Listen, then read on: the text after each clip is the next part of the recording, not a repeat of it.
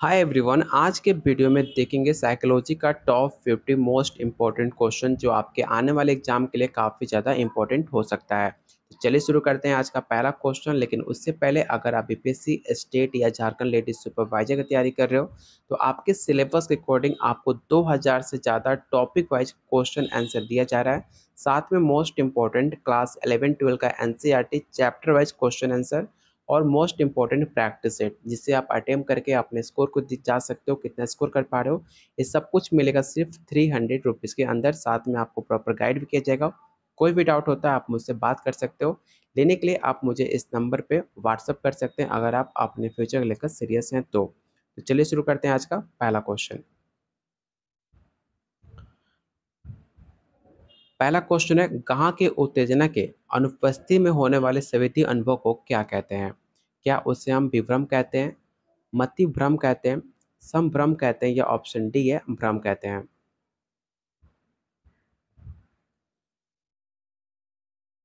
तो question one का right answer option आपका सी हो जाएगा। याद रखिएगा, जब किसी उद्दीपक की अनुपस्थिति में अर्थात गांठ अंगों की उत्तेजना के बिना ही संवेदी अनुभव, ऐसे अनुभव को संभ्रम कहते हैं। तो इसका राइट आंसर ऑप्शन आपका सी हो जाएगा। अगला क्वेश्चन मोस्ट इंपॉर्टेंट है क्योंकि ऐसे क्वेश्चन आपके प्रीवियस ईयर क्वेश्चन में बार बार पूछे गए हैं। तो आपको बताना है कि हृदय रोग होने से अधिक एवं कम खतरे के संदर्भ में निम्नलिखित में कौन सा दो व्यवहारिक पैटर्न प्रकार हैं? पहला ऑप्शन है type A and C, type A और B, type B and C या ऑप्शन डी है टाइप सी और टाइप डी।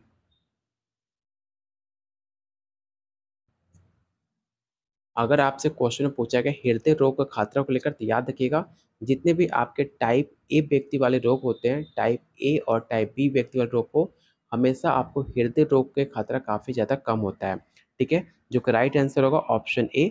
टाइप ए जिसको रोग है उसको सबसे ज़्यादा आपको हार्ट डिजीज खतरा होने के चांसेस ज़्यादा रहती है। और जो टाइप बी लोग हैं, टाइप बी टाइप के लोग कम खतरा के संदर्भ में आते हैं। इसलिए इसका जो राइट आंसर होगा ऑप्शन बी हो जाएगा।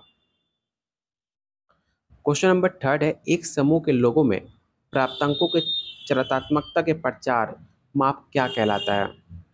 पहला ऑप्शन है मानक, जिसे आप नॉर्म्स बोलते हो, विश्वसनीयता, मानक विचलन या ऑप्शन डी है वैलिडिटी।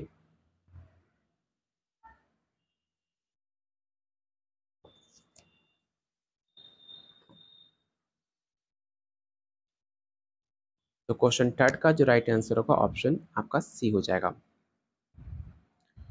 क्वेश्चन नंबर फोर है, निम्नलिखित में कौन एक समानुकूलन व्यवहार की घटना का उदाहरण नहीं है? पहला ऑप्शन है परोपकार, हिस्सेदारी करना, फिर इकट्ठा करना या ऑप्शन डी है आपका सहयोग।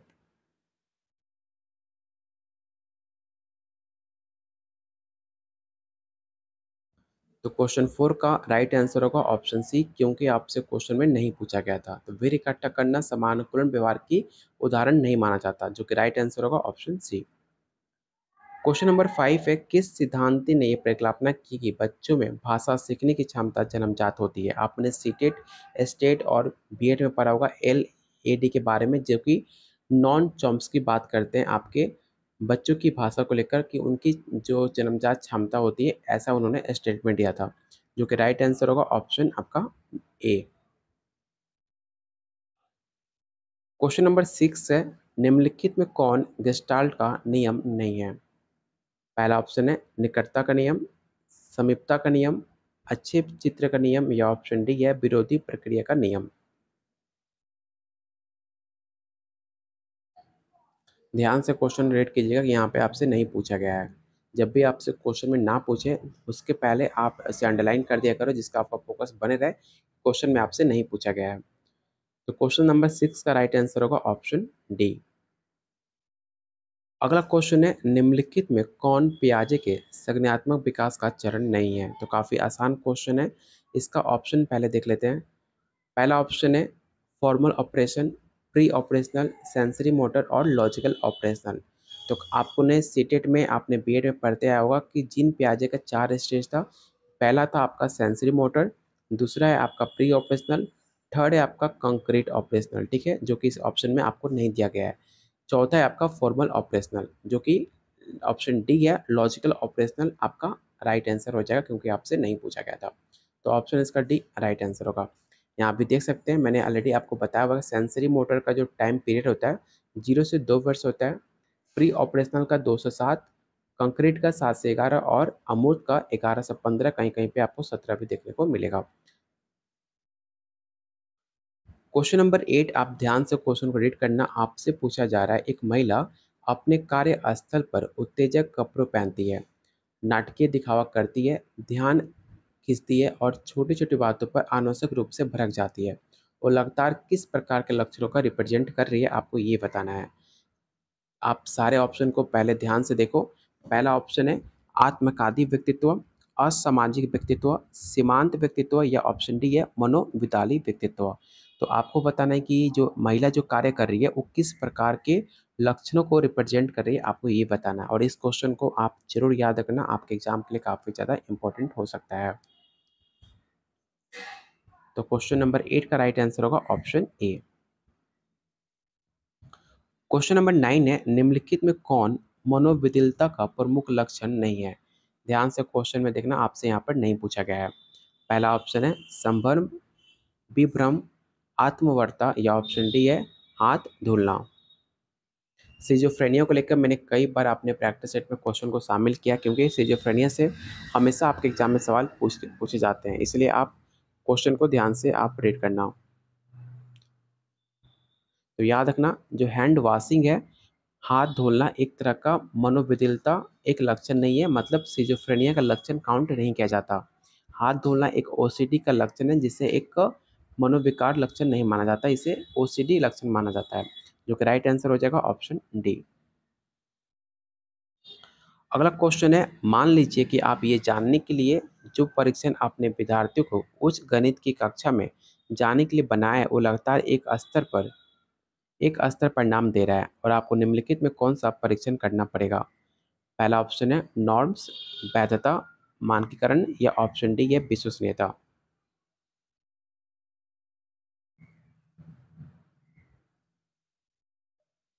तो इसका राइट आंसर हो जाएगा option D. Question number 11 most important question है। आपको बताना है कि सांख्यिकीय साक्षरता शब्द का मतलब क्या है। आपके पास 4 ऑप्शन है, चारों ऑप्शन को आपको रीड करना पड़ेगा और किसी एक ऑप्शन को चुनना होगा कि जो आपके सांख्यिकीय साक्षरता शब्द का मतलब बताता हो। तो सारे ऑप्शन को आप ध्यान से रीड कीजिए और बताइए क्वेश्चन 11 का राइट आंसर क्या हो सकता है।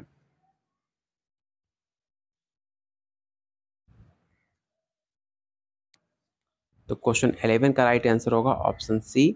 ये अनुमान की परीक्षित प्रभाव स्वयं की वजह से नहीं हो सकते हैं, इसलिए इसका राइट आंसर होगा option number C. Question number 12 आपसे पूछ रहा है कि एक नकारात्मक रूप से झुके हुए वितरण में मध्य मान की स्थिति माध्यिका के संदर्भ में क्या होगी। पहला ऑप्शन है माध्यिका के बाएं, माध्यिका के दाएं, माध्यिका के समान, या ऑप्शन डी है आपका बहुलक का समान।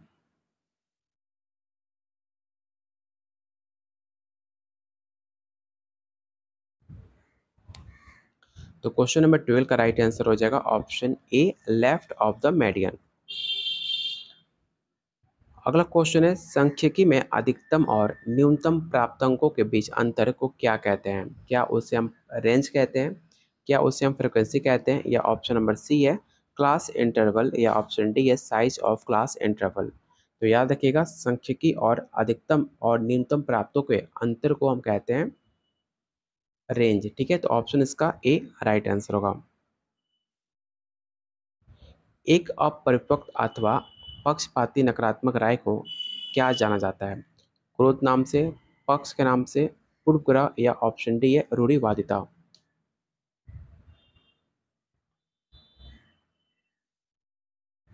तो उसको हम कहते हैं पूर्वग्रह, ऑप्शन सी।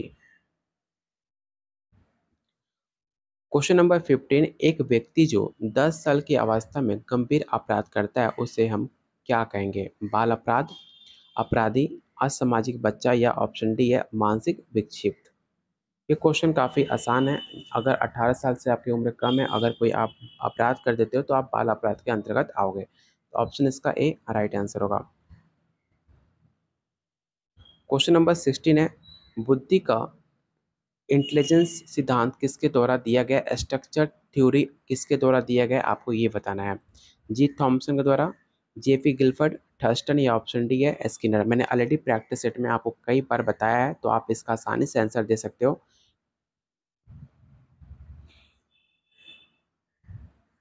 तो क्वेश्चन नंबर 16 का राइट आंसर होगा option B, JP Guilford. Question number 17, id, ego और सुपर ईगो किस संरचना के 3 भाग हैं? देखो क्वेश्चन काफ़ी आसान है, लेकिन इसमें आप कंफ्यूज हो सकते हो, इसलिए आपको बताना है कि ईद, ईगो और सुपर ईगो का संरचना किसके भाग है? मन के, व्यक्तित्व के, शरीर के या ऑप्शन डी आपका तंत्रिका तंत्र से। तो सबसे पहले आपको पता होना चाहिए कि ईद, ईगो, सुपर ईगो आपके सिगमंड फ्रॉयड के द्वारा दिया गया है, जो कि एक पर्सनालिटी का एक भाग है। ठीक है, बहुत सारे बच्चे गलती क्या करते हैं, मन का टेक आउट करते हैं, लेकिन नहीं, आपका व्यक्तित्व का ये 3 पार्ट है, ईद, ईगो और सुपर ईगो, जो कि राइट आंसर हो जाएगा ऑप्शन बी। क्वेश्चन नंबर 18 है, परीक्षण के उपरांत या पहले प्रदर्शन करने की शक्ति और उसे शारीरिक अथवा मानसिक रूप से करने को क्या कहा जाता है? क्या उसे हम अभिवृद्धि कहते हैं, या उसे हम क्षमता कहते हैं, या ऑप्शन सी विशिष्ट बुद्धि, या ऑप्शन डी है लक्षण।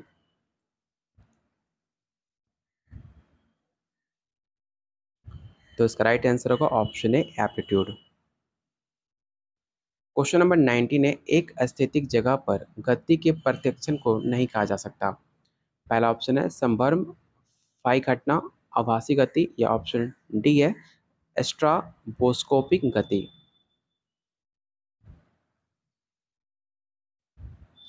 तो इसका राइट आंसर होगा ऑप्शन ए। क्वेश्चन नंबर 20, एक मनोवैज्ञानिक परीक्षण को वैध होना चाहिए, निम्नलिखित में किस एक पद में वैधता को नहीं मापा जाता? पहला ऑप्शन है फेस वैलिडिटी, सामग्री वैधता, अर्ध विच्छेदन वैधता, या ऑप्शन डी है निर्माण वैधता।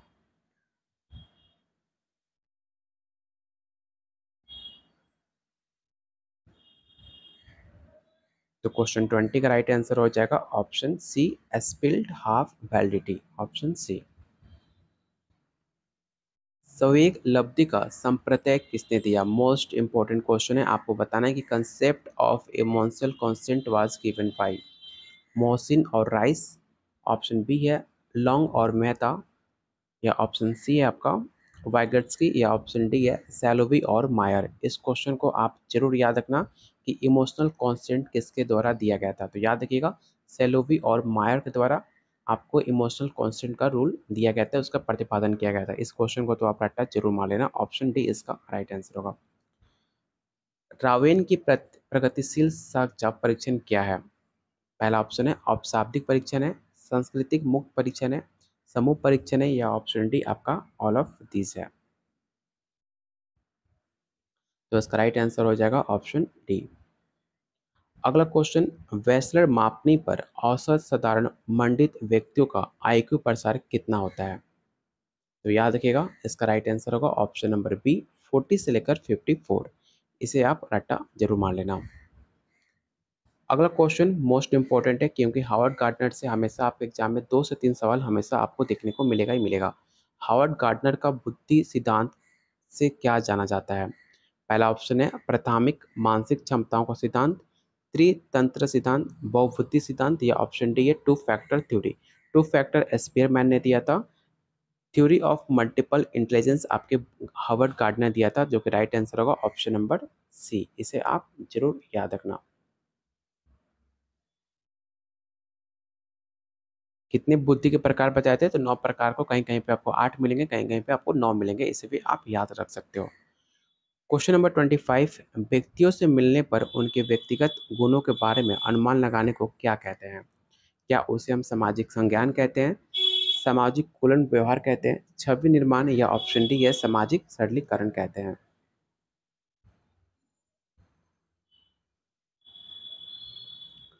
तो क्वेश्चन नंबर 25 का राइट आंसर होगा option number C impression formation.